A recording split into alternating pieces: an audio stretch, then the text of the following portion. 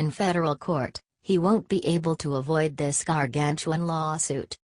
Judicial Watch has proceeded with its constant push to convey responsibility to the administration.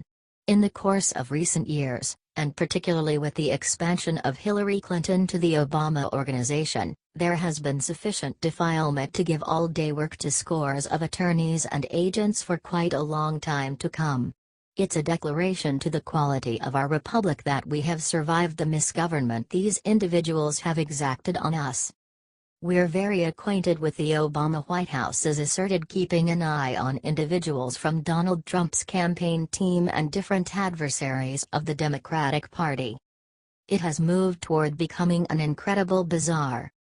Judicial Watch today announced it filed a Freedom of Information (FOIA) lawsuit against the U.S. Department of Justice and the National Security Agency (NSA) for information about Obama National Security Advisor Susan Rice's communications with the two agencies concerning the alleged Russian involvement in the 2016 presidential election, the hacking of DNC computers, the suspected communications between Russia and Trump campaign, transition officials, and the unmasking of the identities of any U.S. citizens associated with the Trump presidential campaign or transition team who were identified pursuant to intelligence collection activities.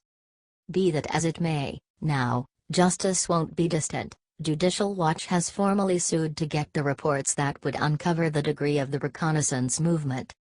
That is a horrendously long articulation, yet it's pressed with data. For a certain something, unmistakably this claim is extraordinarily thorough.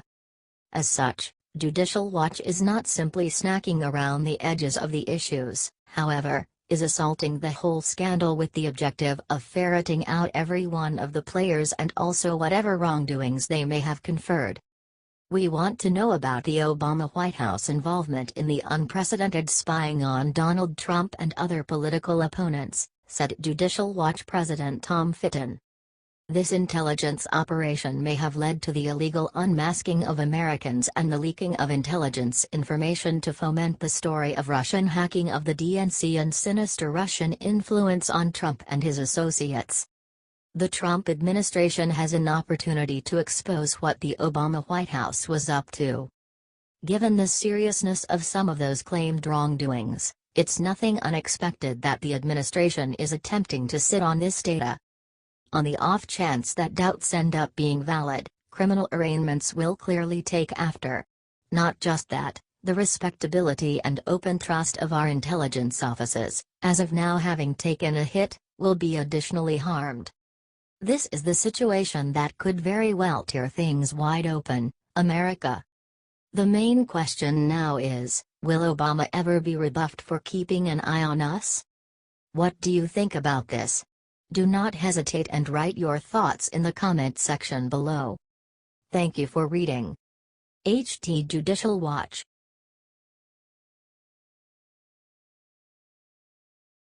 FBI with a shocking proposal to Senate about Trump's investigation.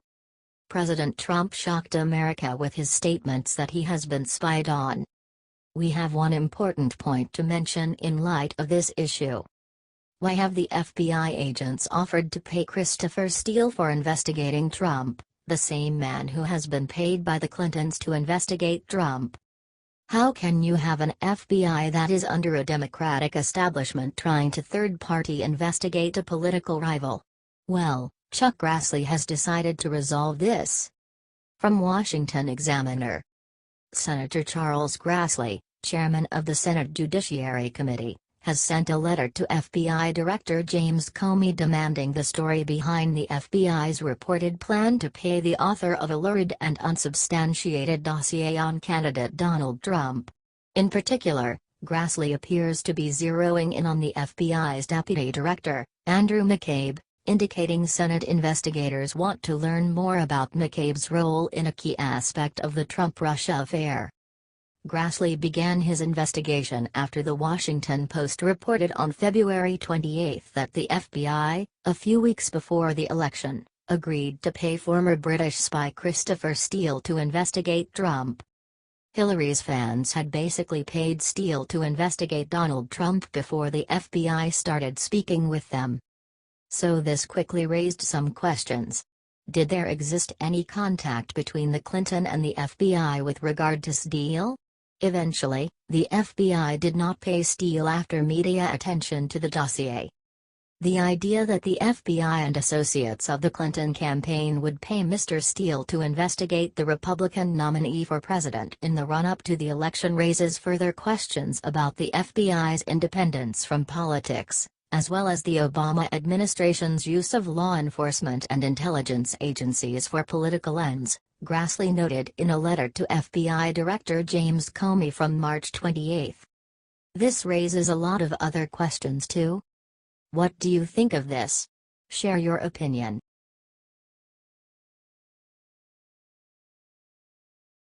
Obama is done. The NSA released the evidence Trump was looking for.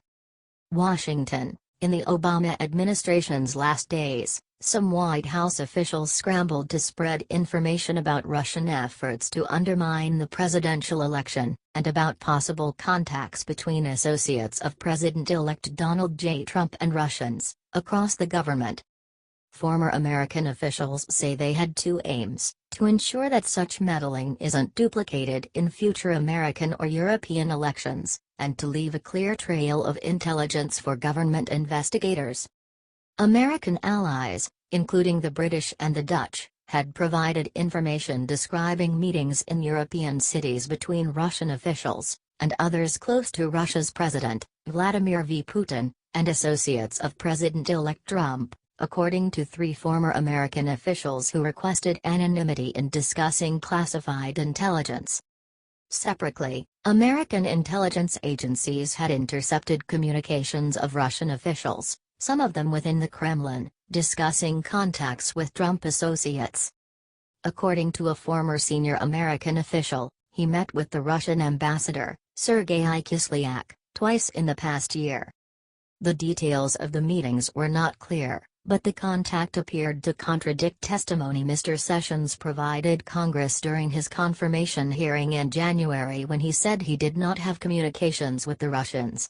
Mr. Sessions said in a statement late Wednesday that he never met with any Russian officials to discuss issues of the campaign.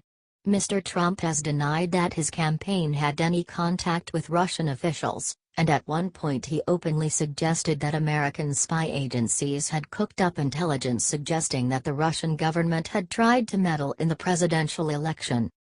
At the Obama White House, Mr. Trump's statements stoked fears among some that intelligence could be covered up or destroyed, or its sources exposed, once power changed hands. What followed was a push to preserve the intelligence that underscored the deep anxiety with which the White House and American intelligence agencies had come to view the threat from Moscow. Sean Spicer, the Trump White House spokesman, said, "The only new piece of information that has come to light is that political appointees in the Obama administration have sought to create a false narrative to make an excuse for their own defeat in the election." He added, "There continues to be no there." As Inauguration Day approached, Obama White House officials grew convinced that the intelligence was damning and that they needed to ensure that as many people as possible inside government could see it, even if people without security clearances could not. Some officials began asking specific questions at intelligence briefings, knowing the answers would be archived and could be easily unearthed by investigators, including the Senate Intelligence Committee, which in early January announced an inquiry into Russian efforts to influence the election. At intelligence agencies, there was a push to process as much raw intelligence as possible into analyses, and to keep the reports at a relatively low classification level to ensure as wide a readership as possible across the government, and, in some cases, among European allies. This allowed the upload of as much intelligence as possible to Intellipedia, a secret wiki used by American analysts to share information. When the intelligence community does that type of comprehensive review, it is standard practice that a significant amount of information would be compiled and documented. The opposite happened with the most sensitive intelligence, including the names of sources and the identities of foreigners who were regularly monitored. More than a half-dozen current and former officials described various aspects of the effort to preserve and distribute the intelligence, and some said they were speaking to draw attention to the material and ensure proper investigation by Congress. Separately, the House and Senate Intelligence Committees are conducting their own investigations, though they must rely on information collected by the FBI and intelligence agencies. On Wednesday, a Justice Department official confirmed that Mr. Sessions had 2 conversations with Ambassador Kislyak last year, when he was still a senator, despite testifying at his January 10 confirmation hearing that he had no contact with the Russians. He added that if there was, it is clear to me that Jeff Sessions, who is my dear friend, cannot make this decision about Trump. At his confirmation hearing on Wednesday, former Senator Dan Coats, Mr. Trump's nominee for Director of National Intelligence, told the Senate Intelligence Committee that I think it's our responsibility to provide you access to all that you need. Some Obama White House officials had little faith that a Trump administration would make good on such pledges, and the efforts to preserve the intelligence continued until the administration's final hours.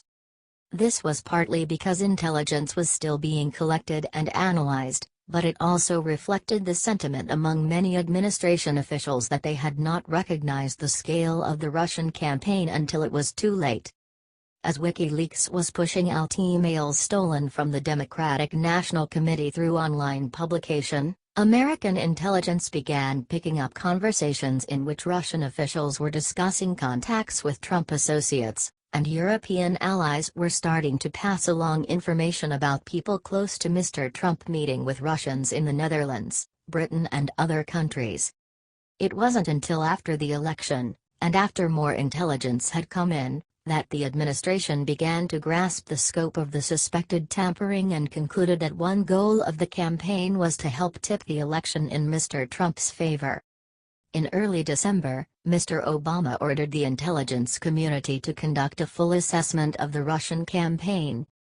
In the weeks before the assessment was released in January, the intelligence community combed through databases for an array of communications and other information, some of which was months old by then, and began producing reports that showed there were contacts during the campaign between Trump associates and Russian officials. The New York Times, citing 4 current and former officials, reported last month that the American authorities had obtained information of repeated contacts between Mr. Trump's associates and senior Russian intelligence officials. Since the February 14 article appeared, more than a half-dozen officials have confirmed contacts of various kinds between Russians and Trump associates. The label intelligence official is not always cleanly applied in Russia, where ex-spies, oligarchs and government officials often report back to the intelligence services and elsewhere in the Kremlin. Stephen L. Hall, the former head of Russia operations at the CIA, said that Mr. Putin was surrounded by a cast of characters, and that it was fair to say that a good number of them come from an intelligence or security background. Once an intel guy, always an intel guy in Russia. The concerns about the contacts were cemented by a series of phone calls between Mr. Kislyak and Michael T. Flynn, who had been poised to become Mr. Trump's national security advisor. The calls began on December 29, shortly after Mr. Kislyak was summoned to the State Department and informed that, in retaliation for Russian election meddling, the United States was expelling 35 suspected Russian intelligence operatives and imposing other sanctions. A day later, Mr. Putin said his government would not retaliate, prompting a Twitter post from Mr. Trump praising the Russian president, and puzzling Obama White House officials. American intelligence agencies routinely wiretapped the phones of Russian diplomats, and transcripts of the calls showed that Mr. Flynn urged the Russians not to respond, saying relations would improve once Mr. Trump was in office, according to multiple current and former officials. American intelligence agencies made it clear in the declassified version of the intelligence assessment released in January that they believed Russia intended to use its attacks on the United States as a template for more meddling.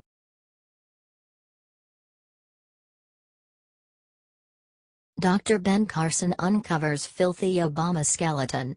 $400 plus billion fraud just erupts. Amid the later years of the sad Obama era, the president pushed a wide range of radical policies through different offices. By enabling his confidants all through the administration to definitely change guidelines and laws all alone, Congress was effectively evaded. It's sufficiently terrible when our imbecilic government officials push poo down our throats. However, it's far more atrocious when unelected civil servants do it in mystery. That is quite recently the embodiment of corruption. One of the organizations most blameworthy of mystery mishandle is Housing and Urban Development. HUD has a terrifying measure of influence in forming our country's groups, and not just that, adequate open door exists for it to waste taxpayers' cash. What's more, they didn't recently waste your cash under President Obama, they tossed mammoth wads of it down the can. As announced at Yes I'm Right, as the new head of HUD, Dr. Ben Carson required a quick review to reveal any inefficiency and abuse. Shockingly, however regrettably, the Inspector General accountable for the survey discovered a large portion of $1 trillion in unaccounted stores. Clearly, HUD's books are so terribly dealt with that a full review couldn't be finished amid an underlying request. It's bad to the point this is looking less like inadequacy and more like by and large corruption and kickbacks. And there's a large portion of $1 trillion in errors, which would loan belief to the IG's decisions.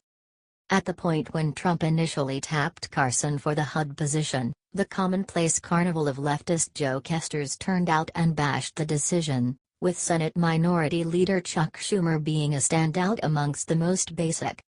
I have serious concerns about Dr. Carson's lack of expertise and experience in dealing with housing issues.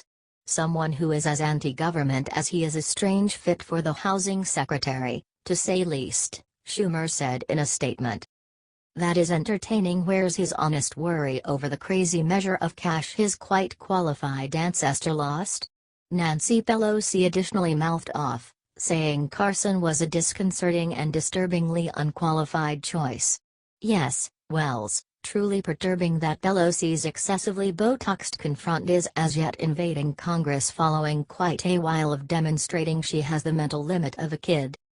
Abandon it to the left to demonstrate zero worries over a large portion of $1 trillion bumble when one of their folks is in control. Carson is more than met all requirements for the employment, particularly if he should simply not lose billions of dollars because of poor bookkeeping. Possibly he'll really save American residents some money. Wouldn't that be a decent change of pace from the Democrats? What do you think about this? Do not hesitate and write your thoughts in the comment section below.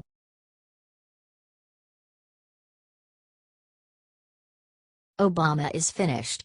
Donald Trump caught him with dirty hands yesterday.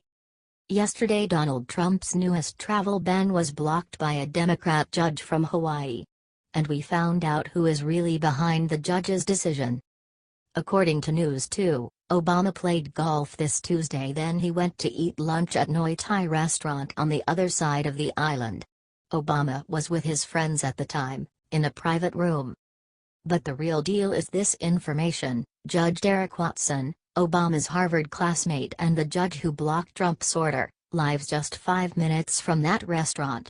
We still can't confirm if Obama is standing behind the judge's decision to block Trump's order, but that is very likely. Looks like Obama met with Judge Watson and made him to that. Derek Watson is known to be an Obama appointee and both graduated together at Harvard.